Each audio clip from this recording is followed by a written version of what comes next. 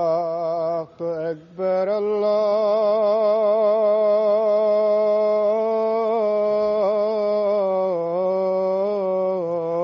الله أكبر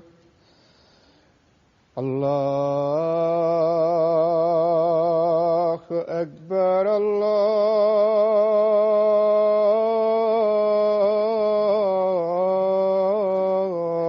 الله أكبر أشهد أن لا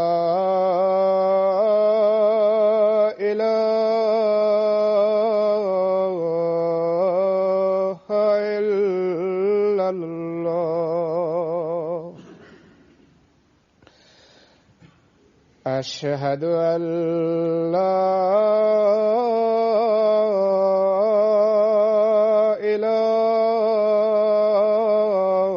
إله إلا الله أشهد أن محمدا رسول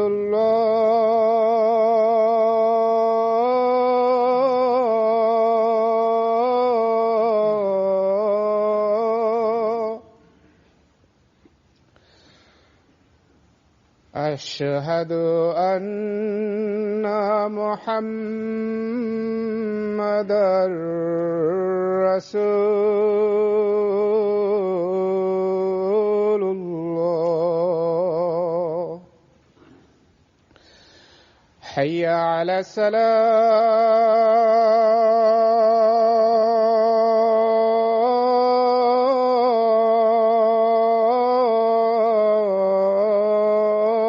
الصلاة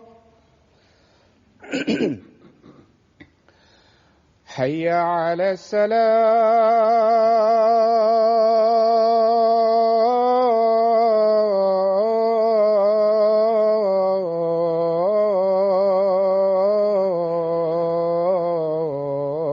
الصلاة حي على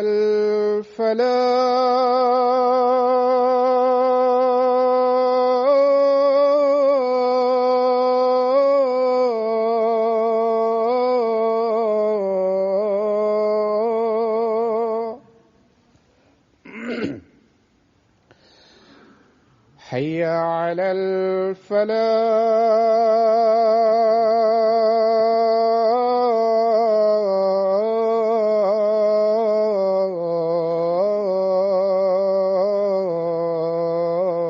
الفلاح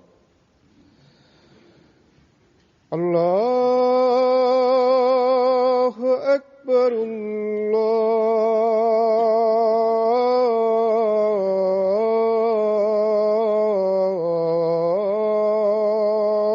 الله أكبر لا إله إلا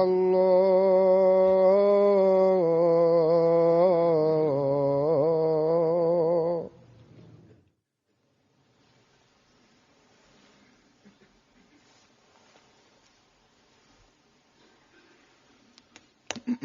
السلام عليكم ورحمة الله.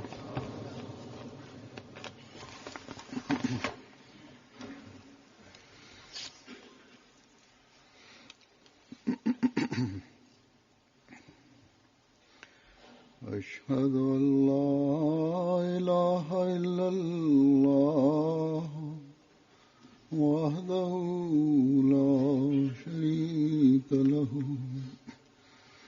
وأشهد أن محمدا عبده ورسوله أما بعد فأعوذ بالله من الشيطان الرجيم بسم الله الرحمن الرحيم الحمد لله رب العالمين الرحمن الرحيم مالك يوم الدين إياك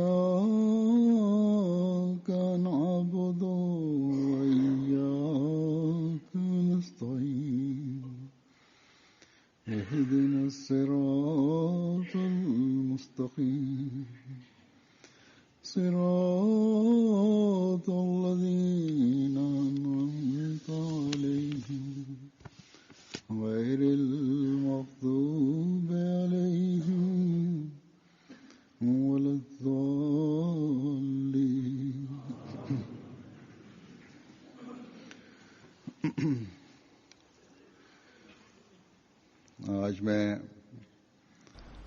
Hari ini saya akan menyebutkan dengan referensi tanda-tanda Hazrat Masih Maud yang beliau telah sebutkan dalam tulisan beliau. Secara mendasar, Hazrat Masih Maud alaihi salatu wassalam dalam kaitan ini telah menjelaskan dengan begitu jelas bahwa pada dasarnya tanda-tanda yang tengah zahir atau yang akan datang itu akan zahir, maksudnya adalah bahwa supaya pada zaman ini Allah Subhanahu wa taala dengan perantaraan beliau kebenaran Islam itu dia ingin jelaskan kepada dunia, dan kedudukan Rasulullah sallallahu alaihi wasallam dia ingin zahirkan kepada dunia. Tanda-tanda ini di mana untuk orang lain dan untuk membungkam mulut orang yang keberatan kepada Islam, itu untuk orang-orang Islam pun juga adalah merupakan bukti kebenaran Hazrat Masih Maud alaihi salatu wassalam, bahwa beliaulah pahlawan Tuhan yang untuk kebangkitan Islam yang kedua kali Allah Subhanahu wa taala telah mengirim beliau. Pada saat ini dari Ibrahim Ahmadiyah saya ingin menyampaikan kutipan yang dari itu keterangan beliau ini akan menjadi jelas dan akan kita ketahui. Beliau bersabda bahwa semuanya ini dilakukan dengan penuh perhatian supaya orang-orang yang pada hakikatnya ingin mencari kebenaran dan dia ingin tahu supaya dengan sempurna itu zahir bahwa semua keberkatan dan nur-nur itu adalah berada dalam Islam, dan supaya orang-orang yang ingkar pada Tuhan pada zaman ini dan anak cucu mereka, supaya hujat Tuhan itu menjadi sempurna pada mereka, dan supaya fitrat mereka yang buruk itu menjadi zahir, dan persaudaraan mereka dengan kegelapan dan membenci kebenaran, dan dengan mengingkari kedudukan Rasulullah sallallahu alaihi wasallam, berkenaan dengan keagungan Rasulullah sallallahu alaihi wasallam, kata-kata yang kotor yang mereka lakukan, dan kepada manusia yang paling unggul itu mereka caci maki, dan hatinya yang akibat daripada tidak ada imannya, dia tidak tahu akan keadaan ini bahwa dia adalah manusia yang sempurna, yang cahayanya seperti matahari, dia terus menerangi dunia, dan terus dia akan menerangi dunia, supaya dari tulisan itu keagungan Islam dan keagungan zahir dari keberatan para penentang, dan orang yang benar mencari kebenaran, terbuka pintu ke bukti itu, dan mereka yang memahami dari supaya hatinya yang ingkar itu menjadi dapat dijelaskan, dan maksud daripada menjelaskan ilham-ilham itu supaya bertambah keimanan orang mukmin dan hati mereka menjadi tentram dan mendapat bukti dan hakikat yang dia meyakini akan hakikat ini, bahwa jalan yang lurus hanya ada dalam Islam belaka, dan kini di bawah kolong langitnya hanya satu nabi dan satu kitab, yaitu yang dibawa oleh, dan dan Nabi Muhammad adalah nabi yang paling unggul dari semua nabi dan khatamul anbiya dan adalah sebaik-baik manusia yang dengan mengikutinya kita dapat menemukan Tuhan dan kegelapan itu akan menjadi hilang dan di dalamnya lah keselamatan itu akan didapatkan dan kesempurnaan petunjuk Al-Quran itu sempurna yang dengan perantaraan itu makrifat sempurna itu didapat dan dengan hal yang kotor itu menjadi sempurna dan keraguan itu akan menjadi dapat diselamatkan dari keraguan dan dengan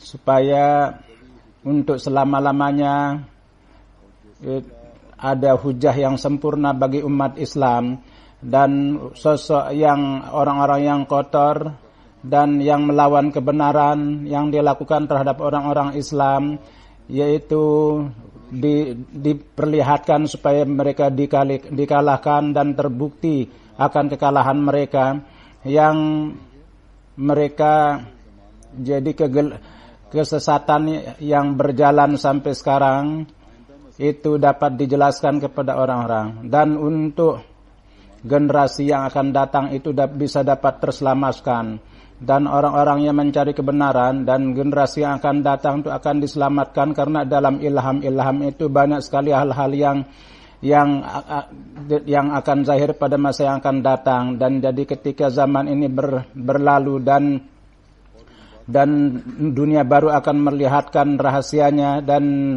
kebenaran yang tertulis dalam kitab ini dan ketika itu dilihat kebenarannya maka imannya akan berkuat. Jadi nubuatan-nubuatan ini akan memberikan berkat yang sangat banyak. Jadi inilah referensi Ibrahim Ahmadiyah. Jadi yang 4 jilid itu, yang dari itu dapat diketahui akan dan nubuatan-nubuatan disebutkan pada zaman itu ini bukan untuk zaman itu, bahkan ini merupakan untuk generasi yang akan datang dan banyak sekali nubuatan-nubuatan yang akan zahir pada masa yang akan datang. Jadi dan semua ini dari sebuah nubuatan-nubuatan yang beliau lakukan bukan untuk beliau tapi untuk membuktikan kebenaran Islam dan untuk menjelaskan kedudukan Rasulullah SAW kepada dunia. Jadi sangat mengherankan orang-orang itu yang tidak mencari kebenaran itu dan mereka keberatan kepada itu. Dan mereka mencela ilham beliau jadi dalam Urdu, Inggris, jadi disatukan. Jadi Tuhan tidak bisa diatur. Ini merupakan kehendak Tuhan dengan bahasa mana dia ingin menurunkan wahyunya. Jadi satu topik itu bisa dijelaskan dalam 3-4 bahasa sesuai dengan keinginannya. Inilah ilham itu, untuk sempurnanya itu, saksinya itu orang-orang luar juga. Dan kebenaran Rasulullah SAW pun juga menjadi jelas. Orang yang mempunyai mata rohani, Ibrahim Ahmadiyah juga merupakan satu tanda bagi mereka. Topik yang dijelaskan di situ dan tanda-tanda yang dijelaskan di situ menjadi faktor bertambahnya keiman. Sebagaimana beliau bersabda, kebenaran hal-hal itu generasi yang akan datang akan melihat. Dengan melihat ini mereka akan kuat dalam imannya dan jadi kitab Masih Maud alaihi menjadi faktor petunjuk bahkan merupakan tanda, tapi mereka yang hatinya bengkok. Jadi ilmu dan tanda-tanda beliau mereka tidak bisa pahami. Jadi dengan mendapat wahyu dari Tuhan pada saat beliau menubuatkan itu dengan menyebut itu di dalam Bahtranu beliau mengatakan bahwa sabda-sabda Tuhan yang gaib yang diberitahukan kepada saya itu sempurna pada waktu itu. Pada waktunya itu tidak kurang dari 10.000 dan apa yang disebutkan dalam kitab Masih itu saya tulis 100 sebagai contoh. Dan tidak ada nubuatan yang tidak sempurna yang sampaikan dan atau dari 2 bagian 1 bagian tidak sempurna. Kalau ada yang mencari sampai mati, maka tidak ada nubuatan yang keluar dari mulut saya yang yang dia tidak akan dapatkan, yang dia bisa katakan bahwa itu kosong. Bahkan dengan tidak malu mereka apa yang diinginkan, dan saya mendakwakan bahwa ribuan nubuatan yang saya sampaikan yang sempurna dengan sangat jelas, yang ratusan ribu orang menjadi saksi, yang kalau dicari pada nabi yang lampau kecuali pada diri Rasulullah sallallahu alaihi wasallam tidak ada contohnya. Kalau para penentang saya memutuskan seperti itu, maka akan terbuka mata mereka, dan saya siap untuk memberikan hadiah pada mereka kalau ada orang yang berani mengemukakan nubuatan itu hanya dengan kenakalan dan kebodohan, mengatakan bahwa nubuatan itu sudah sempurna, dan apa yang bisa dikatakan bahwa kata-kata yang seperti itu hanya suuzon belaka. Kalau dia menyelidiki hal itu, kita berbicara, maka dia akan terpaksa kembali kepada ucapan, atau kita mengatakan bahwa tidak ada malu pada mereka. Ribuan nubuatan-nubuatan itu sempurna di hadapan kita, dan ribuan mereka yang menjadi saksi ini bukan merupakan hal, jadi bahkan memperlihatkan bahkan ataukah ada pada satu zaman, ataukah ada yang tidak menyaksikan bahwa ribuan nubuatan dan semuanya itu sempurna, apakah ada tandingannya, dan ribuan orang menjadi saksi akan kesempurnaannya. Sesungguhnya saya seakan-akan Tuhan itu zahir dengan dekat, dan ribuan dan ratusan tanda-tanda itu dizahirkan di hadapan manusia, yang contohnya itu sangat kurang sekali di masa yang lampau. Nuzulul Masih, nubuatan-nubuatan yang ditulis beliau, di mana ada 3-4 yang saya tulis sebagai contoh. Beliau bersabda bahwa ya Ahmadu, qad fadatir rahmatu ala syafataika.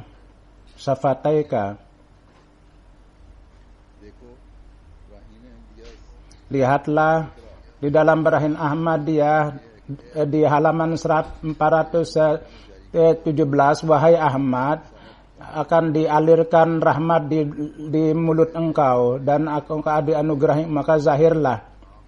Sangat jelas bahwa kalam saya memperlihatkan mujizah, tidak ada yang datang untuk menanding itu.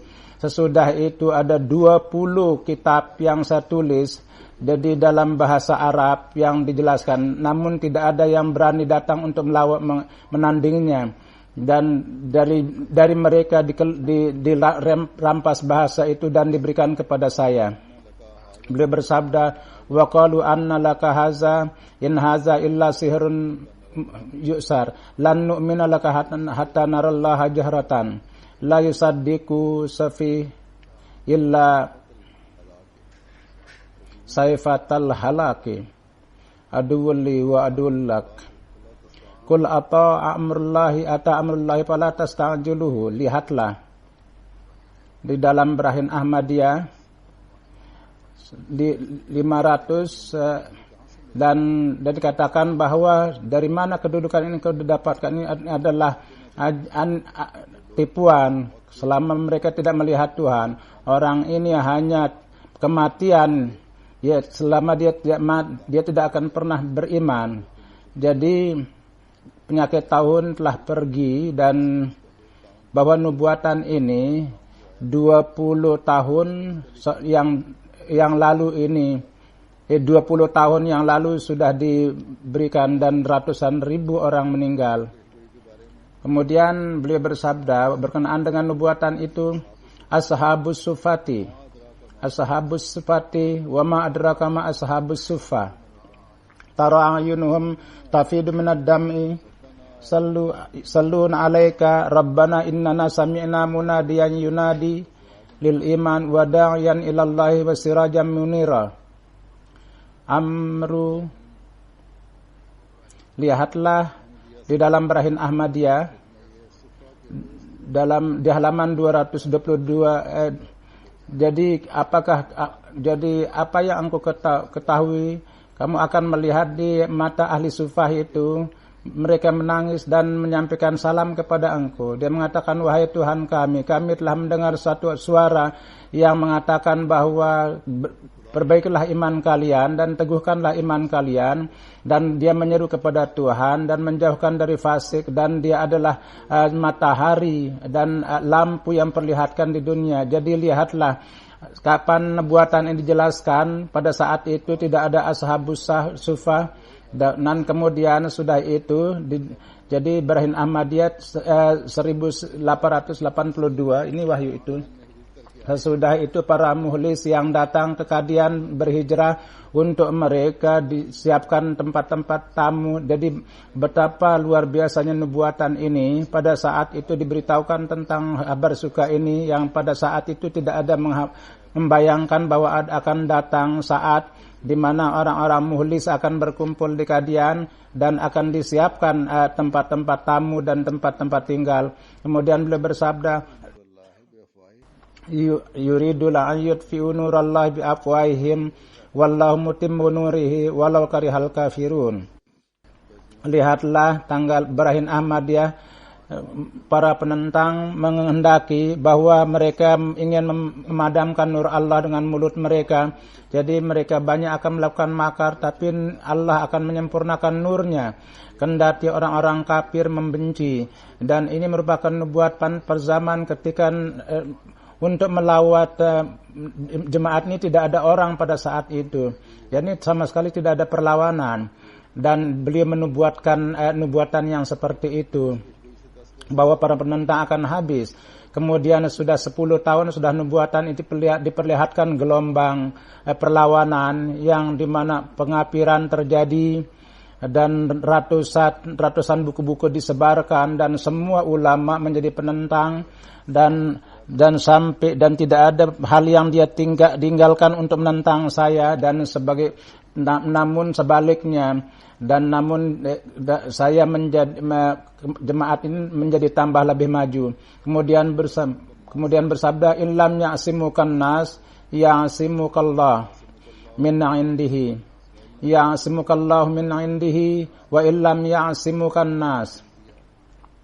Lihatlah Ibrahim Ahmadiyah, terjemahnya adalah bahwa kendati orang tidak menyelamatkan engkau, yakni berusaha menghancurkan engkau, namun Tuhan akan menyediakan sarana dan akan menyelamatkan engkau, dan pasti akan menyelamatkan engkau kendati orang tidak menyelamatkan engkau. Lihatlah nubuatan ini betapa sempurna, dan untuk menyelamatkan dia telah menetapkan dan dia telah berjanji. Dan orang-orang akan berusaha dan mereka itu akan membuat berbagai macam rencana, namun Tuhan beserta engkau dan semua upaya mereka akan digagalkan. Apa rencana yang tidak mereka lakukan untuk menghancurkan saya? Maka beliau menuntut saya di pengadilan, dan mereka untuk menghinakan saya berbagai macam cara, untuk teks mereka membuat fatwa, dan mereka membuat fatwa pembunuhan. Namun semuanya itu digagalkan Tuhan, dan mereka tidak ada yang sukses. Dan topan begitu kerasnya sampai jauh sebelumnya Allah Subhanahu wa taala sudah menubuatkan, ingatlah, berbicara benarlah. Jadi apakah itu ada atau tidak? Lamun katakan jadi pembelaan itu dan penjagaan itu, dan mereka berusaha di pengadilan yang dusta. Jawabannya adalah bahwa ismat maksudnya adalah penjagaan, yakni kehancuran dari pihak musuh yang diinginkan itu akan diselamatkan. Lihatlah kepada Rasulullah SAW dijanjikan keselamatan. Padahal pada perang Uhud Rasulullah SAW beliau sangat luka berat.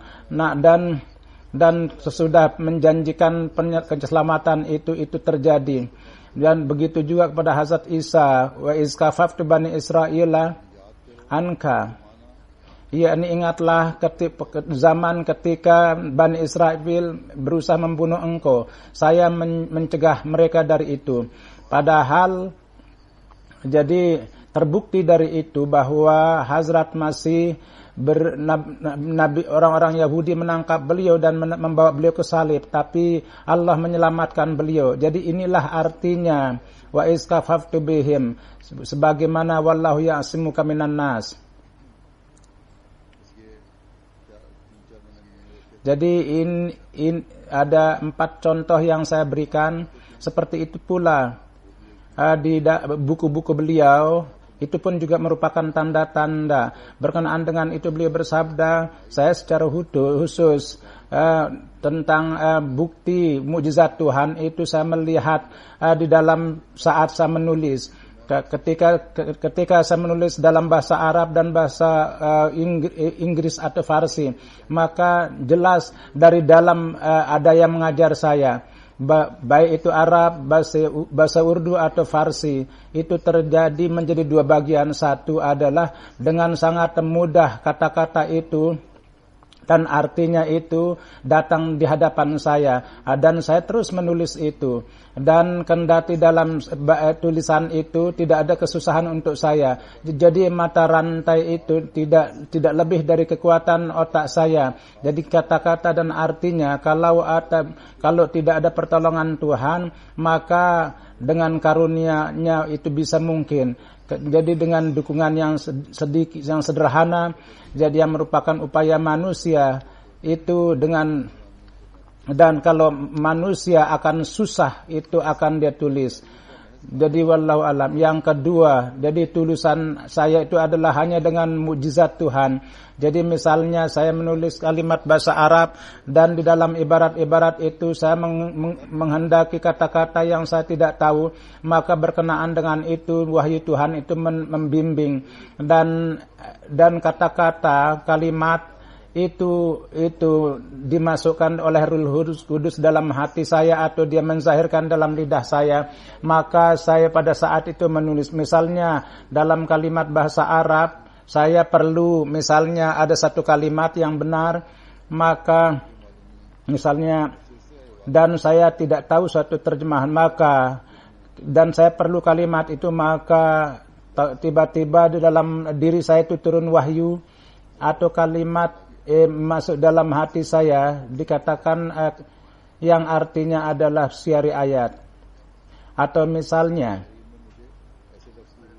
di dalam catatan perlu ada kalimat yaitu kata-kata marah, maka dengan segera turun wahyu itu bahwa hujum itu kalimat, itulah kalimat yang lain. Jadi begitu juga kalimat bahasa Arab. Pada saat menulis bahasa Arab, ratusan kalimat-kalimat yang seperti wahyu yang diminta itu turun di dalam hati saya. Jadi masuk dalam hati saya, atau ada malaikat yang menulis itu dalam kertas, dan ada kalimat-kalimat itu dalam atau ayat Quran atau yang sesuai dengan itu, dan kadang-kadang sudah lama baru diketahui bahwa kalimat Arab yang turun dalam bentuk wahyu itu diturunkan dalam bentuk ilqa, bahwa itu ada kitab yang pulang, karena segala sesuatu adalah Tuhan yang memiliki. Jadi kalau ada kalimat-kalimat yang bagus dalam satu kitab sebagai wahyu diturunkan ke dalam hati saya.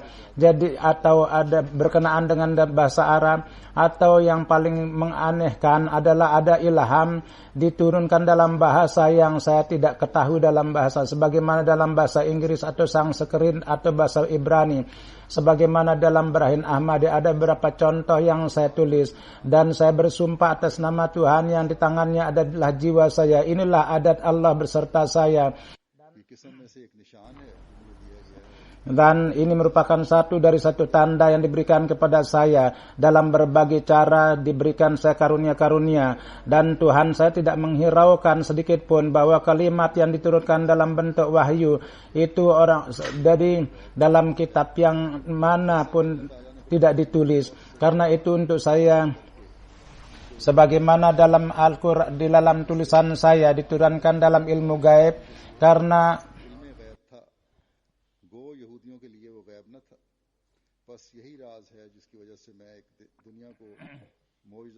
jadi itulah rahasia yang dengan itu kepada dunia saya memperlihatkan, saya menyeru kepada orang-orang, kepada manusia, kepada orang Arab untuk menyeru tafsir, bukan untuk menyombongkan diri, tapi hanya untuk memperlihatkan mukjizat Tuhan.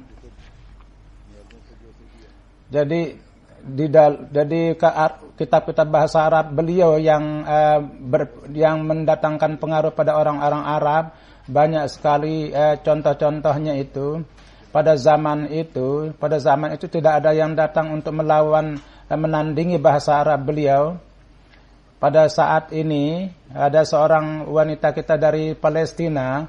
Jadi katanya saya sangat beriman bahwa Nabi Isa itu masih di langit dan dia akan turun pada akhir zaman, dan dia akan dengan kekuatan pedang akan mematahkan semua dan akan memaksa orang masuk dalam Islam dengan pedang. Maka saya menunggu hal itu. Kemudian saya mengenal jemaat. Jadi dengan tetangga saya mendapat dan tidak bukan dia berbicara tentang jemaat, bahkan dengan buku-buku Hazrat Masih, dia terus mengirim kepada saya literatur. Di dalam kitab itu saya melihat mutiara yang begitu besar, dan saya memutalaah marifat yang begitu besar tidak pernah dalam buku dalam hidup saya. Sebegitu rupa mukjizat di mana mutiara ilmu diberikan kepada saya, dan dengan memutalaah itu saya jadi mulai mempunyai ikatan dengan Tuhan. Dan sesudah penuh dengan ketentraman saya beat. Kemudian dari Aljazair menulis Ijaz Sahib bahwa ajaran Islam yang sudah rusak, dan dengan tafsir Al-Quran yang tafsir Al-Quran menjadikan saya putus asa, dan saya berpikir apakah ini kalam ilahi, sehingga seorang Ahmad dari Ordan dan dia mengirimkan kepada saya tulisan Hazrat Masih Maud alaihi salatu wasallam. Dari itu saya dengan membaca tafsir Hazrat Masih Maud, saya salat nafal dan berdoa, ya Allah bimbinglah saya kepada jalan yang lurus. Seberapa terus saya baca, hati saya menjadi terbuka, dan dari keagungan kalimat ini saya yakin maka bahwa ini bukanlah kalam manusia, tapi ini adalah kalam ilahi dan wahyu Tuhan. Kemudian dari Abu Dhabi, jadi seberapa buku Masih Maud yang disediakan kepada saya, dan kemudian dengan MTA, yaitu hiwarul pembicaraan langsung dalam bahasa Arab. Jadi pertama pada awal dengan jahil saya, dengan kebodohan saya meninggalkan itu, tapi ketika saya memutalaah Al-Quran dan hadis, maka hati saya pun menjadi tentram, dan kini bagi saya ada dua jalan. Atau saya yakin akan kehidupan Isa di langit, atau saya tunggu Dajjal yang dijelaskan sifat-sifatnya yang hanya layak untuk Tuhan, seperti menghidupkan orang mati, kemudian kisah para berhala, dan kemudian atau kemudian saya yakini Imam Mahdi sebagai Masih Maud yang membersihkan Islam dari kekotoran dan memperlihatkan wajah Islam yang indah, yang cantik, dan dia membela Rasulullah SAW. Apakah saya pilih itu? Walhasil saya memohon kepada Tuhan dan berdoa kepada Tuhan supaya dia membimbing saya dan dia memperlihatkan kepada saya jalannya yang lurus. Maka saya mulai condong kepada Jemaat Ahmadiyah dan mengatakan bahwa saya membaca kanunnya itu undang-undang syair, dan saya mendengar syair-syair Hazrat Masih Maud, maka hati saya menjadi gemetar dan air mata saya mengalir, dan saya berdoa dan saya mengatakan bahwa orang pendusta tidak mungkin membaca syair menulis syair yang begitu penuh dengan kecintaan kepada Rasulullah. Kemudian dia ini seorang ajam yang begitu mantap kalamnya dan fasih kalamnya. Dia menulis dalam bahasa Arab yang begitu fasih, itu tanpa dukungan Tuhan tidak mungkin. Kemudian Abbas Sahib menulis dari Arab bahwa kendati dengan bimbingan saya kemarahan pertentangan para ulama, saya mendengar pembicaraan langsung dalam bahasa Arab, dan pada saat itu saya mendengar di MTA ilmi minar rahmanillahi. Jadi saya mendengar itu bahwa ketika saya mendengar kasidah itu, saya terus melihat gambar Hazrat Masih Maud sehingga setelah tidak sadar keluar dari mulut saya bahwa demi Allah bahwa tidak kata-kata ini tidak mungkin dikatakan orang yang berdusta. Sesungguhnya ini adalah kalam ilahi dan orang yang tidak mungkin dia ini orang yang membenci Rasulullah SAW. Kemudian Halisab dari Marrakesh dia menulis jadi sudah pengenalan Ahmadiyah, saya menjadi heran bahwa Imam Mahdi datang dan pergi dan kita kini mendengarnya. Setelah saya merenungkan itu maka saya berdoa kepada Tuhan dan saya mulai memutalaah kutub dan dalam website kitab pertama yang saya baca adalah filsafat ajaran Islam terjemahan dalam bahasa Arab. Saya baca berkali-kali dan ketika saya membaca Itaizul Qurba hati saya mulai gemetar dan sudah itu saya membaca Tabligh dan buku yang lain dan dengan buku-buku itu mengalirkan sungai ilmu dan saya selalu mengatakan setelah mendapat hazanah. Ada seorang jadi beliau menulis dari Arab juga. Jadi karena dalam website kita dalam dia menyebutkan tentang Maryam yang meniupkan ruhnya, saya mengkontak dan saya dikirimkan topik-topik tentang itu yang saya sangat berpengaruh dan saya mendapatkan hakikat itu dan Huzur menulis bahwa At-Tabligh buku Huzur membuka hati saya dan saya sangat heran bahwa pada zaman ini pun juga kalam Nabi yang penuh dengan cahaya saya mendapat taufik untuk membacanya dan hati saya terbuka dengan itu. Jadi seorang yang dari Yaman menulis bahwa ada seorang wartawan mengatakan bahwa jadi sudah dia ingin mengetahui hakikat yang sebenarnya, maka dia membaca juga akan buku-buku yang menentang jemaat. Itu dia baca, maka sudah dia melakukan penelitian, dia sampai kepada kesimpulan dengan membaca buku-buku jemaat bahwa semuanya itu adalah hanya tuduhan belaka dan kemudian kepandaian mukjizat Masih Maud dalam bahasa Arab dan jadi mukjizat keahlian Masih Maud dalam bahasa ini pun juga merupakan mukjizat Tuhan, tidak mesti dari Arab karena petunjuk itu tidak bergantung kepada tidak hanya kepada orang Arab. Pada zaman akhir Islam itu menjadi miskin, itu artinya tandanya adalah bahwa Islam itu akan bangkit bukan dari Arab. Jadi dengan membaca buku Hazrat Masih Maud sampai kepada kesimpulan bahwa beliau telah menyempurnakan Islam dalam cara yang benar yang orang-orang sudah rusak.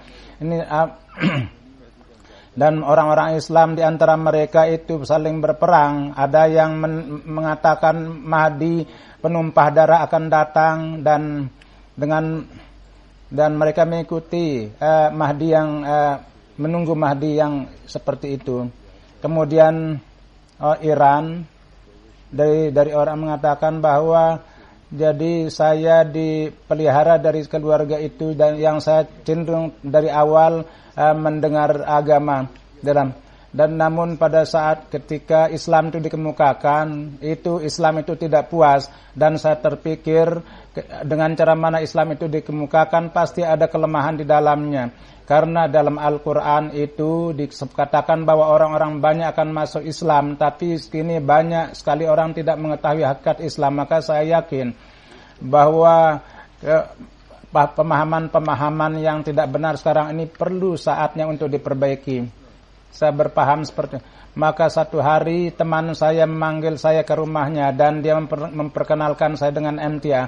Maka sudah itu saya mendengar Hiwarul Mubashir dan program-program yang lain saya lihat, yaitu tafsir Al-Quran dan berbagai masalah yang saya dengarkan yang begitu dalam, saya sangat terpengaruh. Maka saya tidak pernah mendengar dalam channel-channel yang lain. Saya tidak pernah mendapat jawaban yang layak seperti. Jadi yang aneh adalah bahwa para ulama yakni para ulama jemaat, mereka dengan orang-orang Syiah mereka mengadakan diskusi, tapi kepada jemaat Ahmadiyah hanya pengapiran dan hanya pencaci makian karena dia tidak bisa menjawab dalil Ahmadiyah yang kuat. Mereka mengatakan orang Ahmadi dibunuh. Saya yakin bahwa para penentang jemaat kecuali memburukkan nama Islam tidak ada lagi. Ketika saya melihat, kapan saya melihat MTA, hati saya terus menjadi kuat. Jadi tentang Quran tidak ada yang mansuh.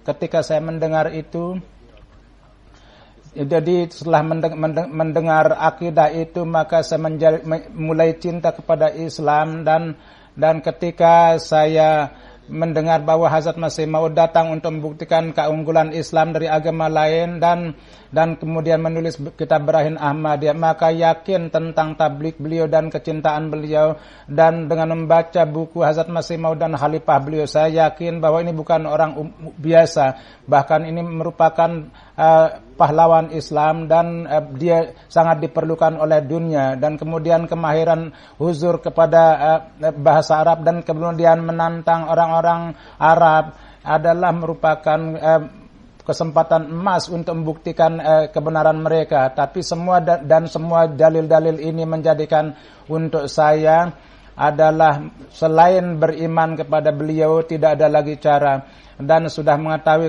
hakikat jemaat, menablikannya merupakan kewajiban saya. Jadi seperti itu, tidak kehitung peristiwa-peristiwa. Jadi beberapa peristiwa yang akan saya sampaikan.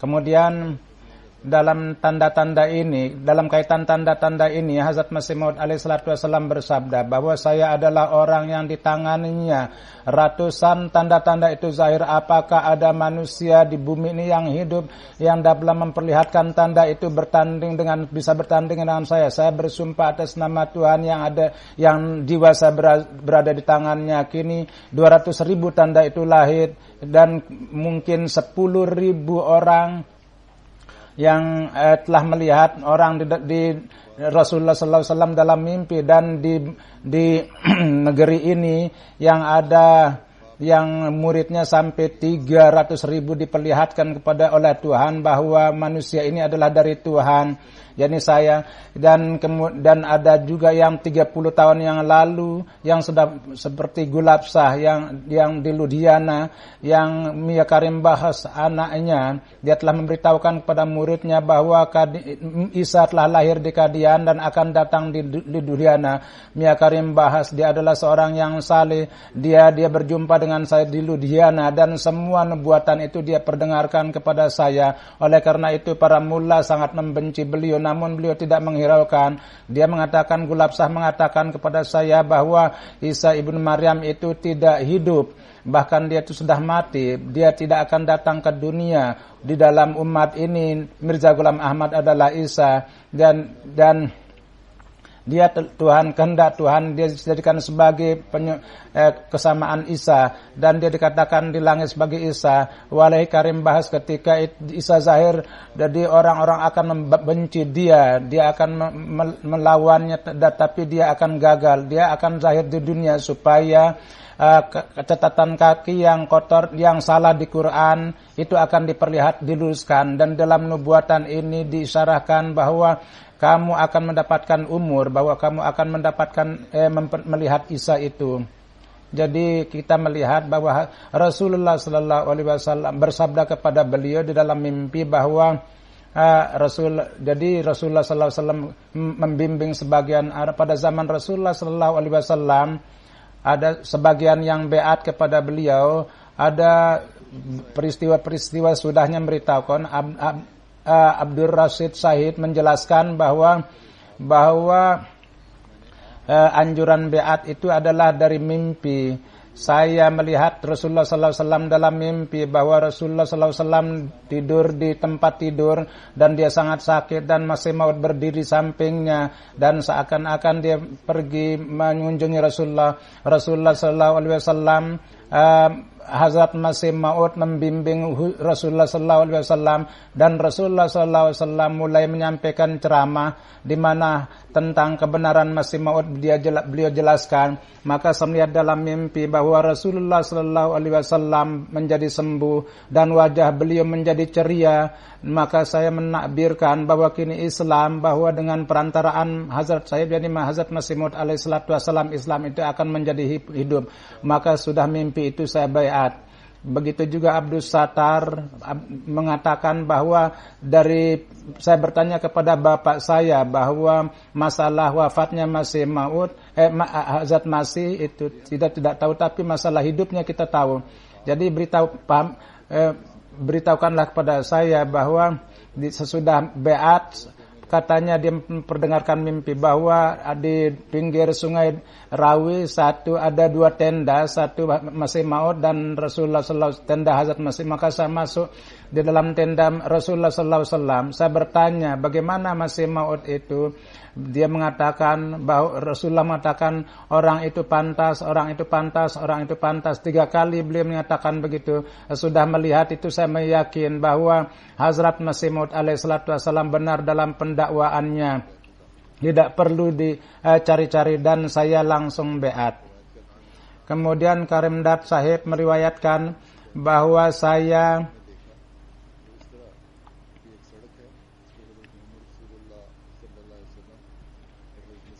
sallallahu alaihi wasallam bahwa beliau berdua berjalan-jalan. Rasulullah sallallahu alaihi wasallam, beliau Masih Maud alaihi salatu wasallam, Rasulullah bersabda bahwa orang ini adalah datang dari Tuhan.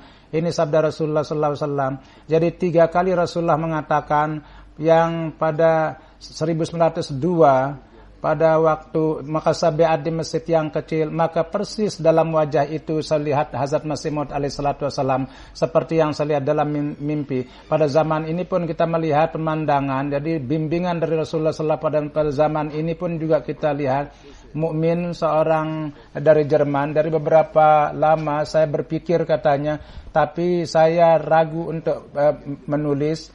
Katanya selama saya tidak merasakan keredaan Tuhan, saya tidak menulis. Katanya saya di Jerman, saya sedang pendidikan insinyur, saya melewatkan hidup saya di Saudi Arabia. Di sana saya tidak mendengar nama Ahmadiyah. Pada 2004 dan 2005 dalam mimpi saya berjumpa dengan Rasulullah sallallahu alaihi wasallam. Pada saat itu saya berada dalam menara yang cantik dengan isyarat. Rasulullah sallallahu alaihi wasallam mengisyaratkan kepada bulan. Dia mengisyaratkan dan bulan itu sangat dekat sekali. Dari sinar bulan itu memancar kemana-mana. Di antaranya itu ada menara. Rasulullah SAW mengisyaratkan ke sesuatu dan memberitahukan kepada saya yang sebelumnya saya tidak tahu. Begitu dengan penuh cinta kepada saya dan yang menerangkannya tidak mungkin. Maka Rasulullah SAW datang dari wajah beliau untuk saya. Dengan wajah beliau seluruh kesedihan dari dunia menjadi hilang. Jadi sesudah melihat itu beberapa hari saya menjadi kurang bicara dengan orang-orang. Mimpi ini saya tidak tahu, sehingga bapak saya sesudah itu memberitahukan kepada saya menjadi heran bahwa bapak saya bahwa dia pun juga bermimpi melihat Rasulullah sallallahu alaihi wasallam, dan Rasulullah sallallahu alaihi wasallam pada 1900 menubuatkan pada tahun 1979, karena di rumah kamu akan ada anak. Jadi hal ini beliau pada tahun 2007, pada saat itu saya tidak mengetahui Ahmadiyah, maka adik saya melihat di website, maka saya mulai memutalaah tafsir Ahmadiyah. Maka itulah kurang lebih nubuatan yang kami biasa dengar dari masa kecil. Misalnya maksud Dajjal itu adalah perubahan yang penemuan tentang apa yang ada di barat. Kemudian dia menulis bahwa yakinlah bahwa saya ketika membaca buku Hazrat Masih Maud alaihi salatu wasallam dan hakikat Dan saya biasa menangis membaca buku Hazrat Masih. Setiap kata itu mengalir dalam dada saya, dan iman merupakan harta yang menjelaskannya tidak mungkin. यकीनन जो जमात इस्लाम के सही अकायद पेश करती है उसमें कुरान करीम का नासिख व मनसूख से पाक Sesungguhnya jemaat mengemukakan ajaran Islam yang sejati. Jadi tentang dalil, akal dan mantik, penjelasannya, hakikatnya hanya Masih Maud alaihi salatu wasallam, jemaat beliau lah yang dapat menerangkan. Dan ini dan kemenangannya itu akan pasti di masa yang akan datang, di masa dekat yang akan datang.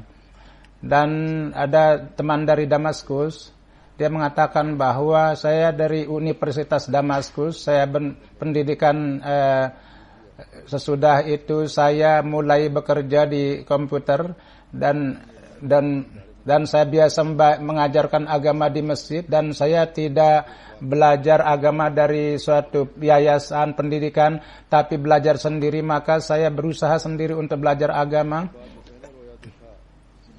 Maka sudah itu ru'ya pertama yang saya lihat adalah merupakan amanat, bahwa Al-Quran merupakan hazanah dan pemecahan dari semua masalah hidup adalah di dalam Al-Quran. Sudah merenungkan itu, hati saya menjadi penuh. Satu malam saya berdoa, saya membaca allazina dalla sa'juhum fil hayatid dunya wa hum yusinuna sun'a. Saya sangat takut sekali setelah membaca itu, dan saya tentang jalan yang lurus dari Tuhan maka ada dua orang yang mengetuk pintu saya, dia memberikan buku kepada saya. Maka tiba saya merasakan, dan saya menutup buku itu. Nampaknya saya tengah melakukan kesalahan, karena saya memberitahukan tentang jemaat yang saya tidak pernah bicara tentang itu. Bahkan saya telah mendengar, maka saya berkenalan dengan seorang yang buku Hazrat Masih Maud alaihi salatu wasallam memberikan buku falsafat ajaran Islam. Maka saya tidak meletakkan buku itu selama saya tidak baca. Maka mulailah dalam hati saya mengalir tentang Islam, dan saya tidak hanya mengikuti Islam bahkan mengikuti Islam dengan pengalaman. Pasti orang ini adalah manusia yang dekat dengan Tuhan. Jadi wahyu Tuhan, ya, dan wahyu tentang tidak tertutupnya. Sebelumnya saya melihat dalam ru'ya bahwa seakan-akan saya hadir di hadapan Tuhan, dan cahaya Tuhan berkembang. Pada saat itu Allah berfirman kepada saya, ataitukal qadra wa daral waqi, yakni saya telah memberikan kamu adalah baju besi yang akan menyelamatkan kamu. Saya tidak memahami itu, dan dengan malu saya tidak bertanya kepada Tuhan, dan saya hanya mendengar dan itaat. Saya melihat Nabi, dan dia menggunakan pedang, senjata, dan mengatakan kepada saya, katakanlah kepada teman kamu Basit, la ilaha illallah, berpeganglah kepada la ilaha illallah. Maka saya membaca semua buku Hazrat Masih Maud dalam bahasa, dan kata-kata beliau menyihir hati saya, dan sudah itu saya bergabung dengan jemaat beliau.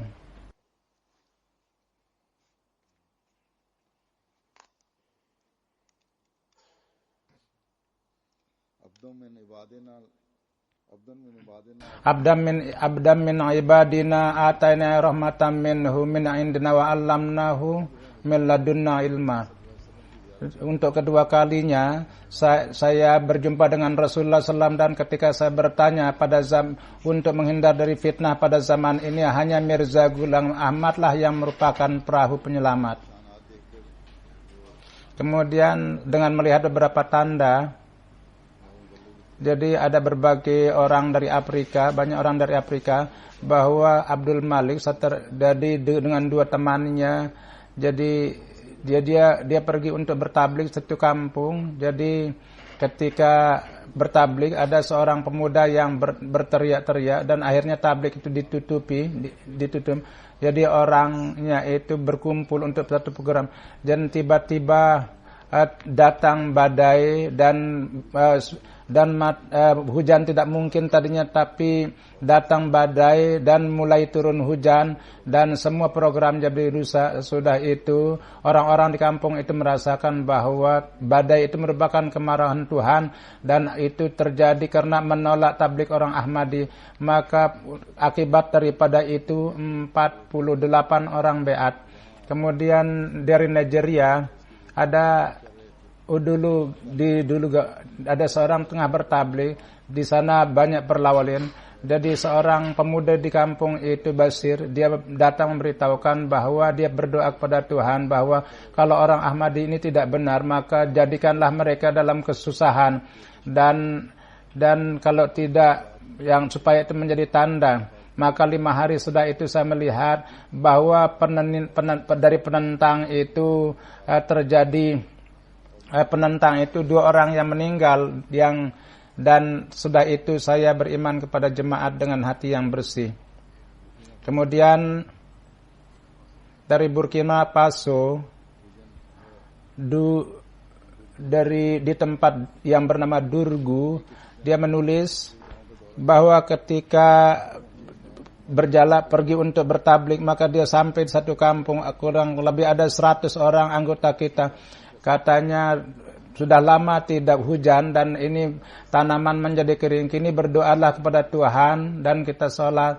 Jadi pada jam 10 sholat istisqa, laki perempuan itu diberitahukan. Ketika diberitahukan, maka orang-orang Gair Ahmadi pun juga tidak ikut dengan ulamanya. Pada sholatnya, Hazrat masih dengan perantaraan berdoa, ya Rasulullah dan Rasul, ya wahai Tuhan, dengarlah doa kami dan basalilah bumi dengan karuniamu. Maka orang-orang Ahmadi, doa-doa mereka didengar, dan pada saat itu turun hujan dan kami setelah sholat pergi ke tempat lain untuk bertabligh. Ketika pagi di sana datang memberitahukan, maka di kampung turun hujan yang lebat di kampung itu. Jadi dari peristiwa itu orang-orang Gair Ahmadi menjadi terpengaruh, sangat berkesan, dan yang tadinya mereka tidak ikut dalam sholat itu. Jadi Hazrat Masih Maud bersabda bahwa saya harus mempunyai ikatan yang kuat yang sejati dengan Tuhan, dan Tuhan tidak meninggalkan mereka, dan kekuatan iman untuk meningkatkan pada tingkat yakin. Dia telah memperlihatkan tanda-tandanya yang ratusan doa. Mudah-mudahan Allah Subhanahu wa taala kita menjadi orang yang punya ikatan yang benar dengan Tuhan, dan sehingga setiap orang dari antara kita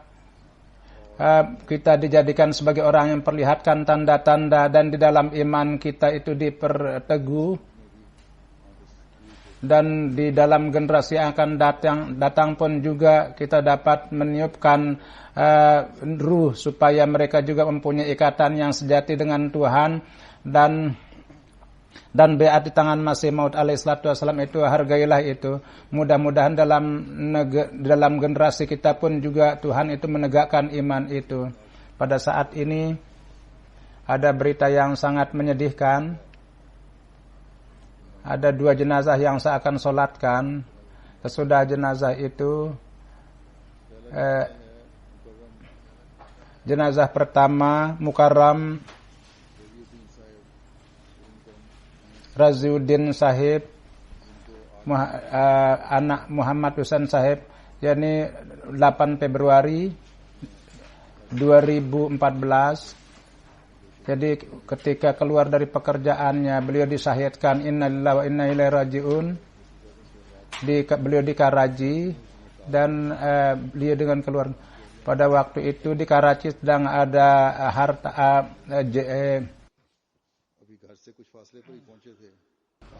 jadi ketika sampai di rumahnya berapa jarak, maka orang yang tidak kenal menembak beliau, dan 1 peluru ada di leher beliau, dan maka jelas, dan untuk memberitahukan, istrinya membawa beliau ke rumah sakit. Dokter berusaha sekuat tenaga, tapi beliau tidak bisa menahan luka Fidra itu beliau wafat, innalillahi wa inna ilaihi raji'un. Beliau adalah putra dari Muhammad Hussein, dari ikatan nenek moyang ibu bapak beliau adalah dari datang ke Kadian, nenek moyang datang Kadian dan Beat, dan kakek beliau Muhammad Fatih Beat dan masuk ke dalam jemaah. Jadi kakek beliau bernama Muhtar Ahmad Sahid yang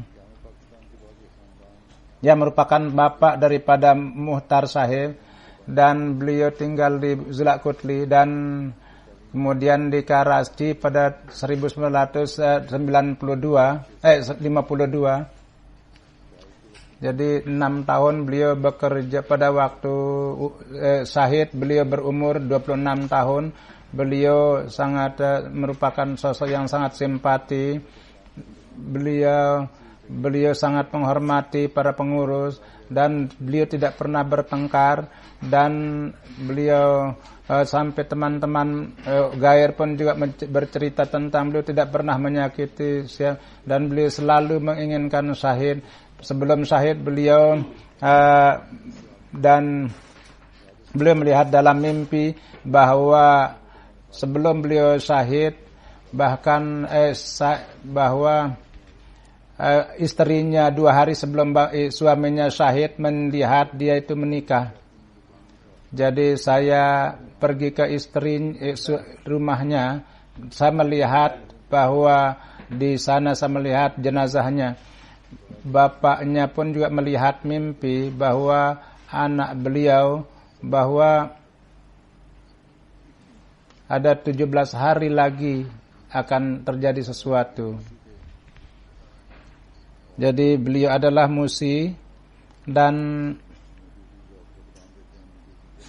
beliau kebanyakan banyak waktu beliau untuk bertugas di masjid, dan bapak beliau berumur 80 tahun. Beliau dengan familinya, beliaulah yang mencari berpenghasilan, dan sesudah beliau wafat maka mulai selain ibu bapaknya, istrinya, anaknya yang beliau tinggalkan, hanya satu anaknya, yakni hanya saudara dan yang jenazah kedua. Mudah-mudahan Allah meninggikan derajat yang syahid, dan ibu bapaknya pun juga saudara dan anaknya pun juga diberikan kesabaran. Jenazah yang kedua Dr. Khalid Jasa Sahib 7 Februari 2000 pada umur 46 tahun beliau wafat. Beliau dimakamkan di Bahesti Maqbarah. Bapak beliau Amir Zila disahidkan, dan ibu bapaknya tinggal di Nabsah. Jadi ada 3 anak dan 3 perempuan. Yan anak dan Rahmat Aziz 5 tahun.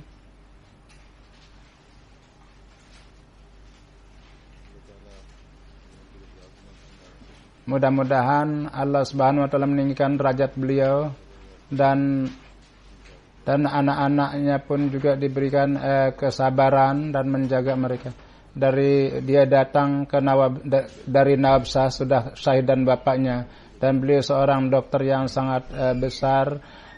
Tapi di sana pun Nabsah dia banyak berkhidmat. Namun dia datang di Rabuah, rumah sakit di Rabuah, dan beliau sangat memperlakukan kepada para pasien. Dan ketika beliau masuk di rumah sakit, kendati beliau sakit, ada 80 pasien yang beliau lihat, periksa.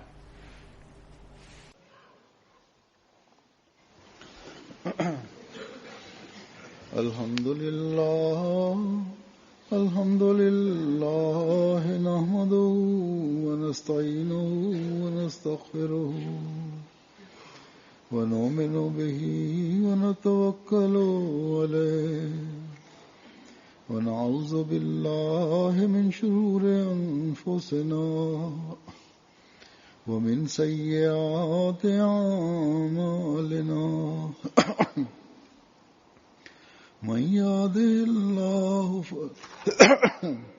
من يهده الله فلا مضل له ومن يضلله فلا هادي له ونشهد أن لا إله إلا الله ونشهد أن محمدا عبده ورسوله عباد الله رحمكم الله إن الله يأمر بالعدل والإحسان وإيتاء ذي القربى وينهى عن الفحشاء والمنكر والبغي يعظكم لعلكم تذكرون اذكروا الله يذكركم وادعوه يستجب لكم ولذكر الله أكبر